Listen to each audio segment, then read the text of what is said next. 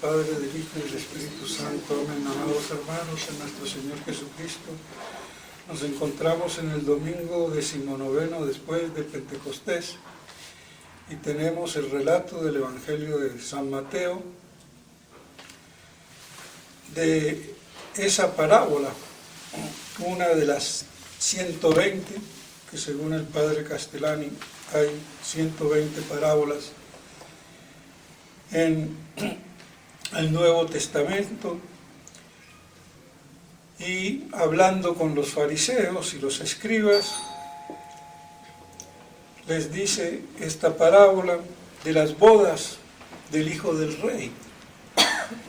A nuestro Señor, que parece que no le gustaba mucho el puritanismo, era amigo de las bodas y vive hablando y dando ejemplos de bodas.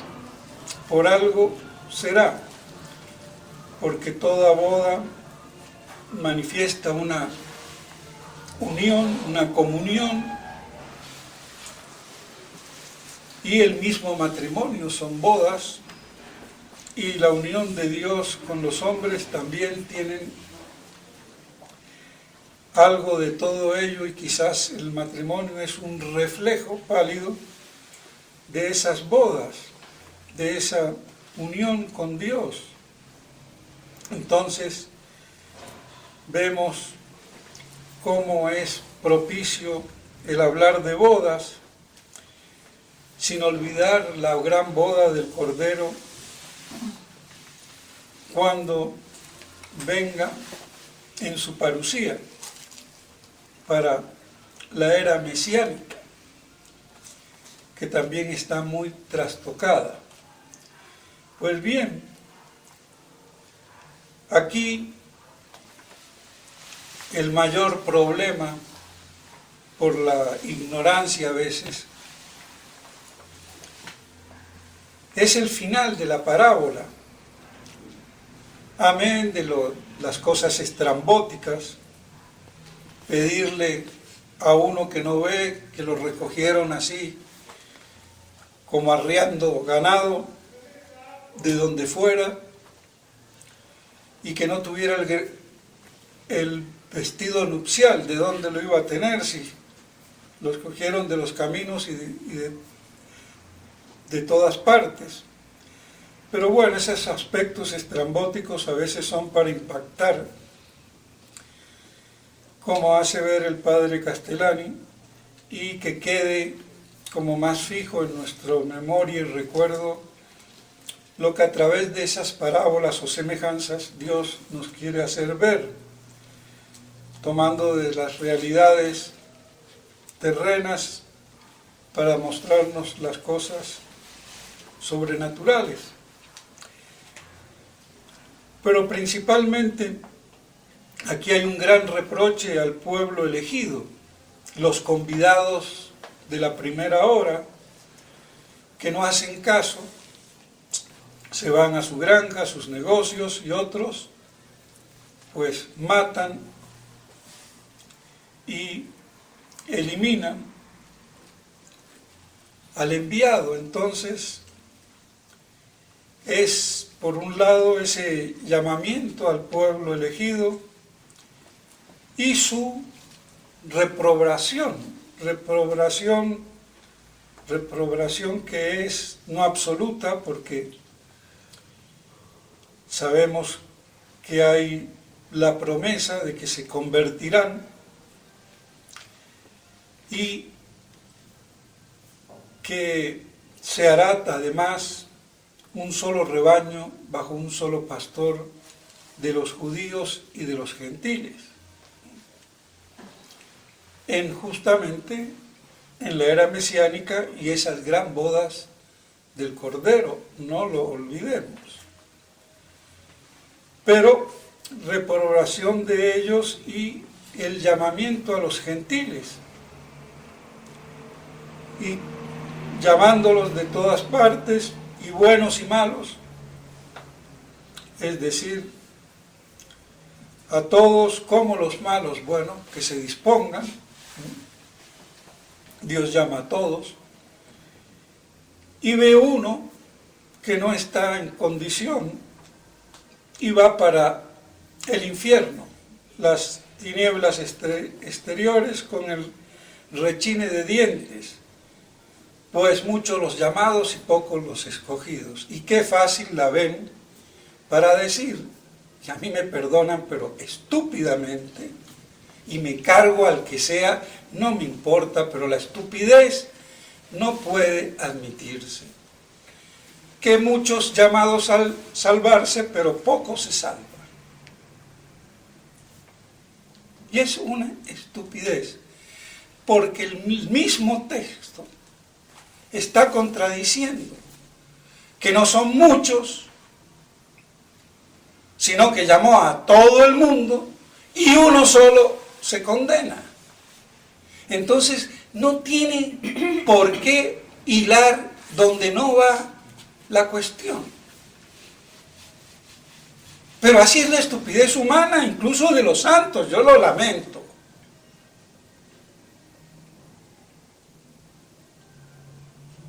Porque la estupidez hay que combatirla toda la santa vida.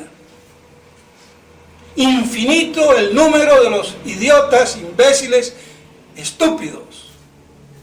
Y todos somos así. Lo que hay que luchar contra esa general estulticia.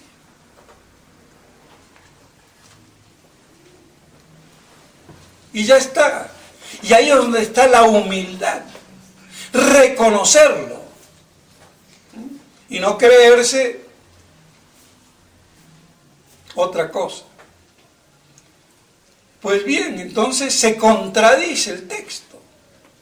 Evidentemente está mal aplicado de tomar llamados y condenados. Además, Dios llama a todos, no llama a muchos. Y muchos no son todos. Dios llama a todos a salvarse. Porque si no sería la predestinación de los luteranos, de Calvino. Dios predestina a unos al cielo y otros al infierno.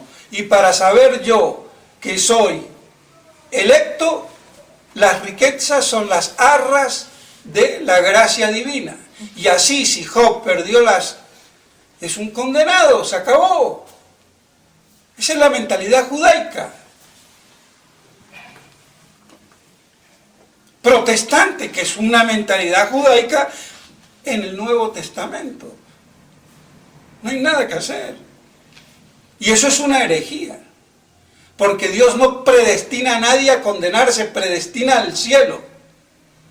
Y la condenación viene por la propia libertad, que defecciona. No queriendo corresponder al llamamiento de Dios ni a la gracia de Dios. Así de claro. La predestinación es para el cielo. Pues bien, pero aquí hay otro problema, esto no lo explican bien, y menos la supuesta escuela tomista, que es más que tomista, cayetano-bainesiana. Ibáñez aquí mete la pata como una, no sé, que eso no quiere decir que los otros tengan razón, tampoco.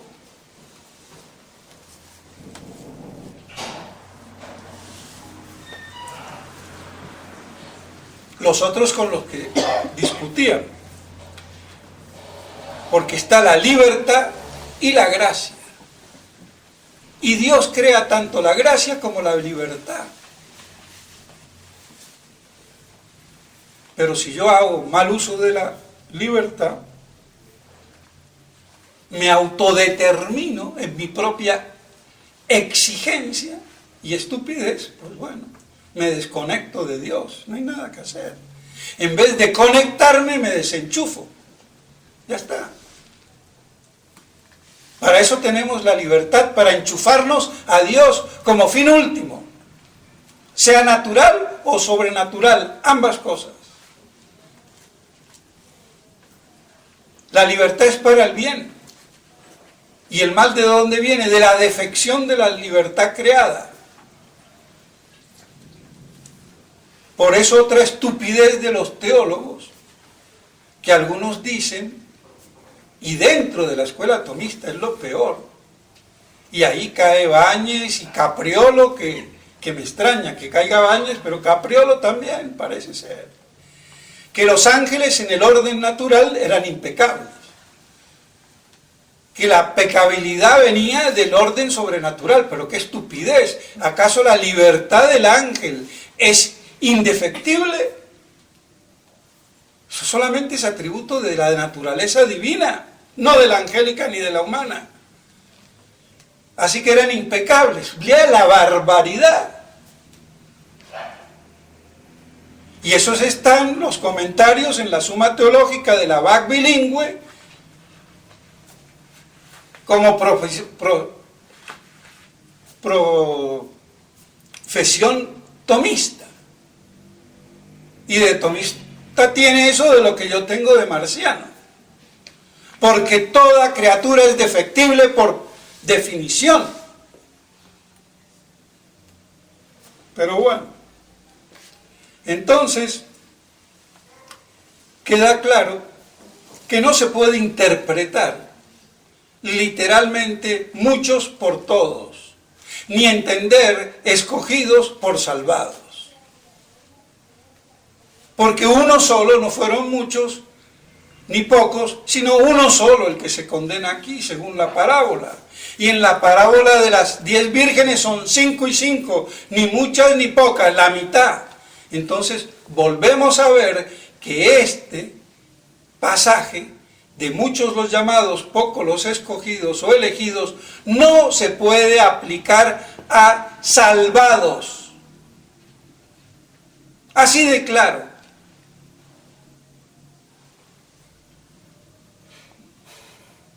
Porque es o herético o estúpido en el mejor de los casos.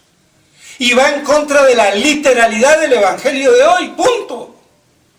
Ahora, que eso no lo hayan visto los jesuitas, y bueno, brutos, burros, ¿qué vamos a hacer?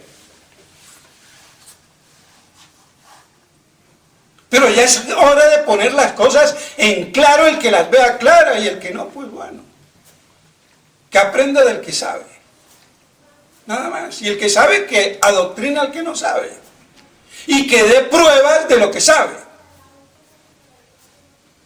Y se acabó. Pero está clarísimo que esto no se puede interpretar como se viene oficial o semitradicionalmente predicando. Porque ese es otro problema, que las estupideces humanas se vuelvan tradición con el tiempo. Las tradiciones no son humanas, es divina, de origen divino. No lo olvidemos. Y está en las Escrituras dicha con toda claridad. Entonces vemos cómo no tiene nada que ver ese colofón de este Evangelio de hoy y de los otros similares, donde se dice que muchos los llamados y pocos los escogidos, y bueno, son más los que se condenan que los que se salvan.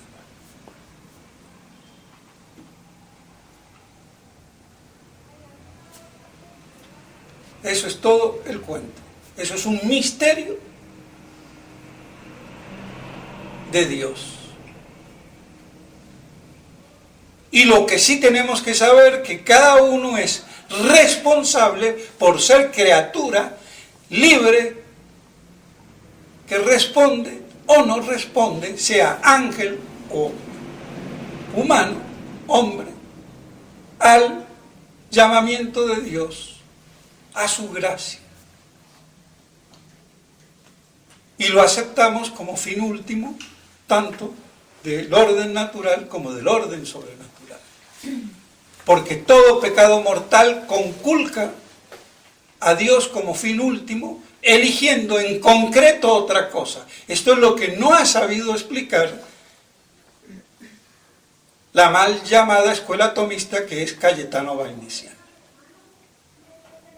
Y por eso el padre Fabro aquí tiene una gran luz de orden ontológico metafísico, porque muestra cómo la causalidad de Dios en la libertad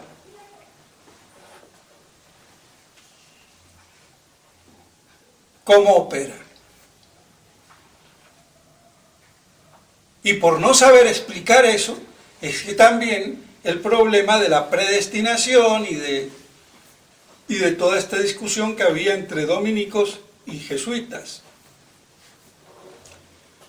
Y todos los que se agrupaban de un lado o del otro.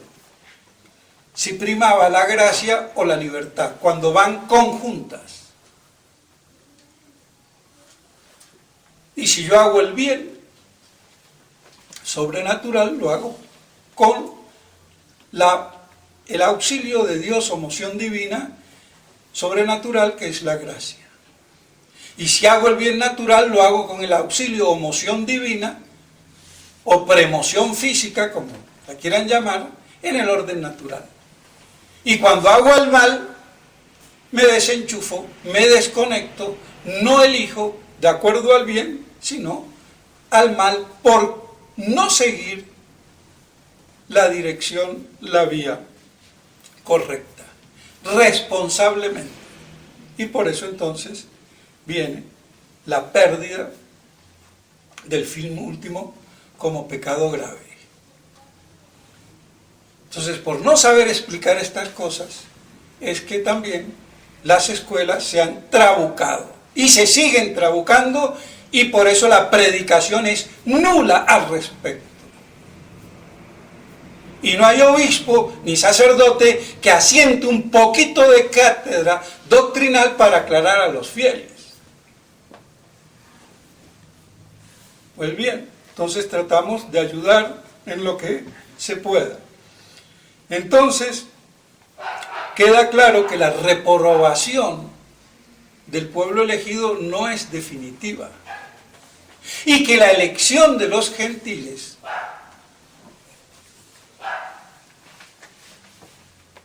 no es tampoco superior. Hay que mantenerse. Y para colmo ya sabemos que tanto los unos como los otros, al final de los tiempos, que son estos, claudicarán, porque estamos viviendo la apostasía de las naciones, de los gentiles. No son los judíos, son los católicos, apostólicos y romanos que apostatan, haciéndose miembros por ignorancia o lo que fuera de la iglesia del anticristo. La advertencia de la Salet, nada más ni nada menos. Roma perderá la fe y será la sede del anticristo.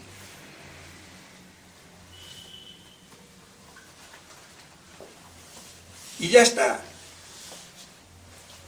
Entonces, ese llamamiento universal que los primeros convidados no aceptan, y entran los gentiles, pero cuidado, porque también pueden claudicar y van a claudicar en masa. Por eso dice nuestro Señor: cuando vuelva encontraré, si acaso, fe sobre la tierra. Y nadie se salvaría si no abrevio o acorto los tiempos. Y las bodas definitivas, no solamente de Cristo al encarnarse en la naturaleza humana, no solamente de Cristo con cada alma por la fe, no solamente de Dios por la gracia del Espíritu Santo con cada uno de los fieles y con la iglesia,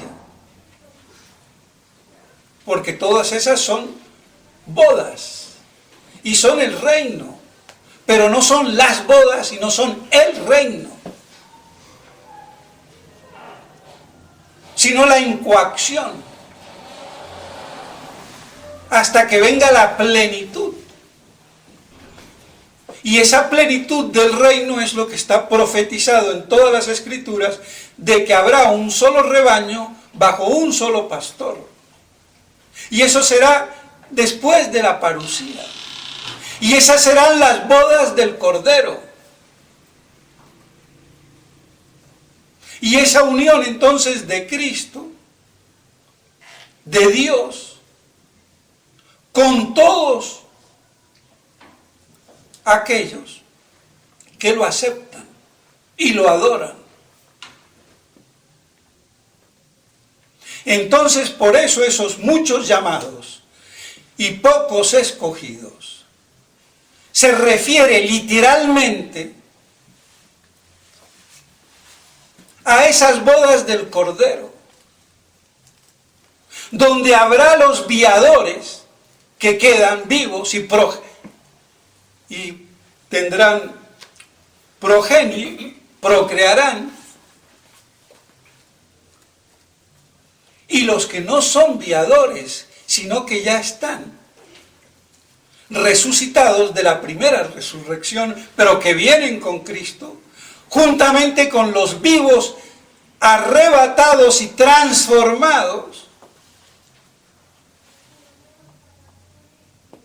y que también vienen, pero a nivel todavía, por decirlo así,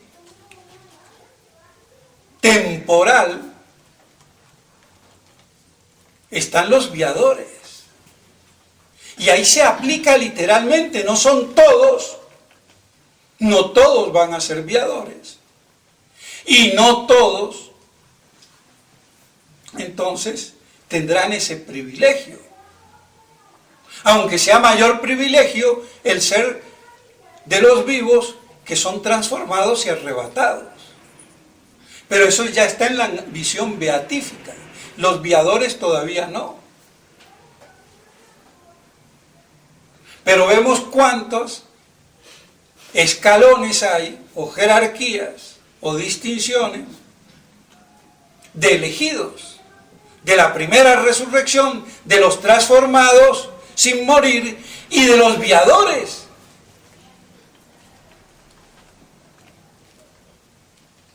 Entonces, si las bodas, por antonomasia, son las bodas del Cordero, y todas las otras bodas son un pálido reflejo, entonces díganme si no cabe decir aquí que son muchos los llamados y pocos los escogidos, está literalmente encajado en esos viadores que serán seres que procrean dentro de ese rebaño que forma la iglesia, militante todavía porque no es triunfante, y por eso muchos llamados y pocos escogidos. Pero esto no se podía entender con toda la tirria antiapocalíptica y antimilenarista que ha habido en la iglesia entre los hombres de iglesia. Y esto es por errores que vienen desde Orígenes y del origen, si quieren, también. Entonces, pero como ya estamos en el fin de los últimos tiempos apocalípticos, aunque no sabemos su elongación, entonces viene la luz también. Y así nos da una gran esperanza esas bodas. Porque tenemos el chance de poder pertenecer a una de esas clasificaciones. Entonces vemos también cómo viene la esperanza, la bienaventurada esperanza. Y así poder resistir como resistía con esa fe y esa esperanza la iglesia primitiva, pero que se equivocaba porque pensaba que la parusía era casi inmediata. Y es ahora mucho más inmediata que hace 2000 años.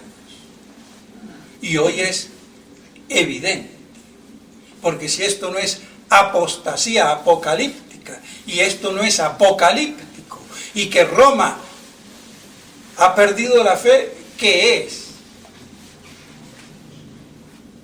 Es que creer o reventar. Y bueno, entonces Entonces, por eso la importancia para mí de saber explicar estas cosas, para mantenernos firmes en la fe y así en la esperanza que nos acrisola y nos fortifica. Y poder, con la gracia de Dios, seguir permaneciendo firmes y sólidos en la fe, porque el demonio gira a nuestro alrededor viendo a qué bobito, a qué estupidito o distraído se va a devorar. Entonces, mis estimados hermanos, que esto nos ayude para que nuestra fe se acrisole y nuestra esperanza se engrandezca en la caridad y el amor de Dios que se plenificará aquí en la tierra con las bodas del Cordero. En nombre del Padre, del Hijo y del Espíritu Santo. Amén.